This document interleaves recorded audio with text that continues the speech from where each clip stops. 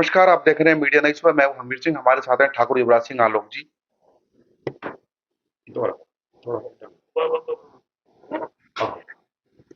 नमस्कार, आप देख रहे हैं मीडिया नाइट्स में मैं हूं हमीर सिंह, हमारे साथ हैं ठाकुर युवराज सिंह आलोक जी। वह अपने बयानों की वजह से बहुत फेमस है, सटीक बात करते हैं, सटीक जवाब देते हैं। सर, हाल ही में आगरा में एक ठाकुर समाज का राजपूतों का बहुत बड़ा कार्यक्रम होने जा रहा है, लेकिन उसकी जो अनुमति मिली है सनातन सभा के नाम से मिली है। इस पर क्या कहेंगे? क्या राजनीति हो रही है? देखिए, हमारा राजपूतां का जो संगठन है, करणी सेना है और भी संगठन है, प्रशासन ने उनके नामों पर सहमति नहीं दी।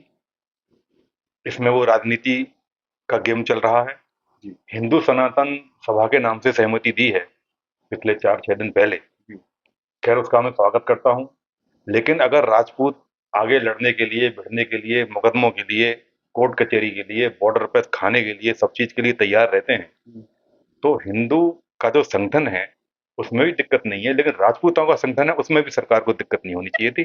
तो उन्होंने क्षत्रिय संगठन के नाम पर सहमति नहीं दी है, उससे तो नाराजगी है ही।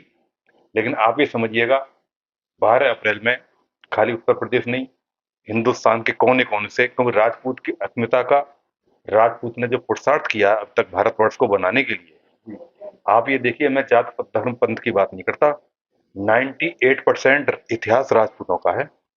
इस सत्य को कोई झुठला नहीं सकता। 98% इतिहास राजपूतों का है। भारत वर्ष का निर्माण राजपूतों ने अपनी रियासतें अपनी जिम्मेदारी देकर किया। 565 रियासतें दान में दे दी, बदले में कुछ चाहा नहीं, कुछ मांगा नहीं। तो कम से कम उसका स्वाभिमान तो बरकरार रहे, उसका आत्मसम्मान तो बरकरार रहे। लेकिन सरकार इसमें राजनीति कर देती है। हम तो बड़ा गर्व होता है कि क्षत्रिय शिरोमणि योगी आदित्यनाथ मुख्यमंत्री उत्तर प्रदेश के हैं, एक संवैधानिक पद पर हैं, और जितना वो कर सकते हैं उस लीग से हटकर भी समर्थन करते हैं और राजपूत होने पर गर्व करते हैं। लेकिन आगरा में सहमति हिंदू सनातन सभा के नाम से दी, क्षत्रिय संगठन के नाम से नहीं दी। खैर, कोई वो नहीं है, लेकिन मैं अपने राजपूत संगठनों को, जितने भी हैं, देखिए, राजपूतों के हिंदुस्तान में बहुत संगठन जी, और मैं अपने राजपूत भाइयों से कहना चाहूंगा कि सब एक हो जाएं, एक संगठित होता है हो जाएं। हर संगठन कहता है कि मैं हूं बड़ा, मैं ही सब कुछ हूं।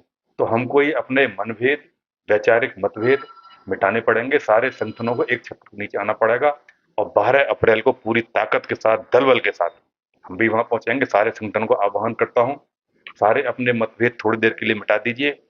आपका इतिहास 98% है, आप हिंदुस्तान में 28 करोड़ हैं। लेकिन शर्म की बात, दुख की बात यह है कि किसी भी आंदोलन को हम बहुत कम लाइन पर ला पाते हैं, किसी भी आंदोलन को हम बहुत कम सफल बना पाते हैं। हमारे आपस में जो वैचारिक असमानता है अहम की, अहम ना होता तो 2000 साल हम गुलाम नहीं होते।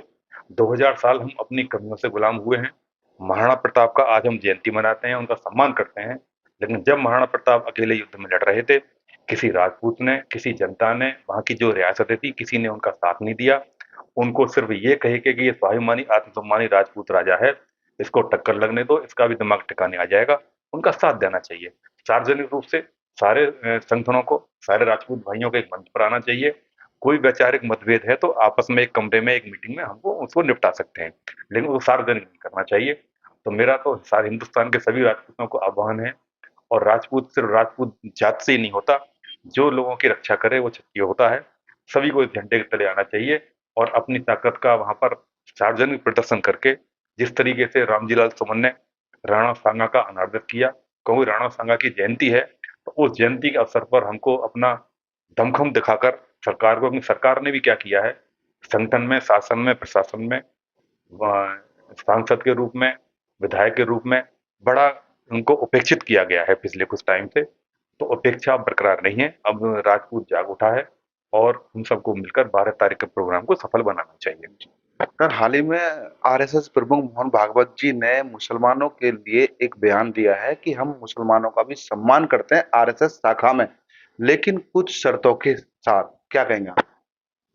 देखिए, ये सच्चाई ये है कि जब से 40,000 50,000 साल से जितने भी मुस्लिम यहाँ पे हैं या पाकिस्तान में हैं, उनके पुरखे भगवान श्री राम हैं।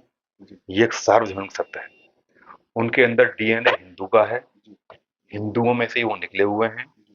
मुस्लिम जितने भी हैं, तो आरएसएस प्रमुख भागवत का कहना वो ठीक है कि वो आरएसएस की शाखाओं में आए, भारत के झंडे को, भारत की राष्ट्रीयता को, भारत माँ के अस्तित्व को स्वीकार करें, वंदे मातरम से उनको घृणा नहीं होना चाहिए, भारत माता की जय बोलने में उनको शर्म नहीं आना चाहिए, पाकिस्तान का विरोध जो भारतीय करता है उनको भी करना चाहिए।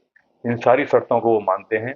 तो हिंदुओं के साथ-साथ भारत के जितने भी मुसलमान हैं, उन्होंने आज़ादी में भी बहुत बड़ा योगदान दिया है और आरएसएस तो राष्ट्रीयता के से ओतप्रोत एक संगठन है। उसमें किसी भी पंथ का, धर्म का व्यक्ति आता है, सभी का स्वागत है, जैसा भागवत जी ने बोला है। तो उनके इस बयान का मैं स्वागत करता हूँ और जितने भी मुस्लिम साथी हैं, उनको मैं आह्वान करूँगा कि राष्ट्रीयता की भावना से ओतप्रोत होकर आप भी संघ की शाखाओं में आना शुरू करें। अब आप देखिए कश्मीर कितना बदल गया है। वहाँ के जो बच्चे छोटे-छोटे हैं, आरएसएस की शाखाओं में जा रहे हैं। आरएसएस का जो गान है, नमस्ते सदा वत्सले मातृभूमि, उसका गान कर रहे हैं और वंदे मातरम बोल रहे हैं, भारत माता की जय बोल रहे हैं। ये परिवर्तन आया है प्रधानमंत्री नरेंद्र मोदी के नेतृत्व में पाकिस्तान में, तो इसको हम सभी को मानना चाहिए और आरएसएस में मुसलमान भाइयों का मैं स्वागत करता हूँ। और देखिए आज जैनियों महावीर स्वामी जी। महावीर स्वामी महात्मा बुद्ध से बड़ा कोई क्षत्रिय नहीं हुआ जी। और 24 के 24 तीर्थंकर भी क्षत्रिय राजकुमारी थे जैन धर्म के। आज उनकी जयंती पर मैं सभी देशवासियों को सादर नमन करता हूँ। महावीर स्वामी का जो अहिंसा का, जैनियों का जो धर्म चल रहा है, उस रास्ते पर सभी लोग चलें। उसकी मैं सब लोगों से महावीर स्वामी के जीवन से प्रेरणा लेना चाहिए और आप ये समझिएगा कि जो जितने भी जैन धर्म वाले हैं या बौद्ध धर्म वाले हैं, श्री राम हैं, श्री कृष्ण हैं, सारे क्षत्रिय राजकुमार थे। तभी मैं कहता हूँ हम सिर्फ गर्व करते रह गए अपनी इतिहास पर, हमको उस पर चलना चाहिए। और 12 अप्रैल के लिए प्रोग्राम में आप सब चलिएगा। फिर 13 तारीख में अखिल भारतीय हिंदू का संगठन का यहाँ पे प्रोग्राम है वसुंधरा गाजियाबाद में। 13 तारीख में सारे लोग 12-1 बजे करीब सारे गाजियाबाद में उपस्थित हों।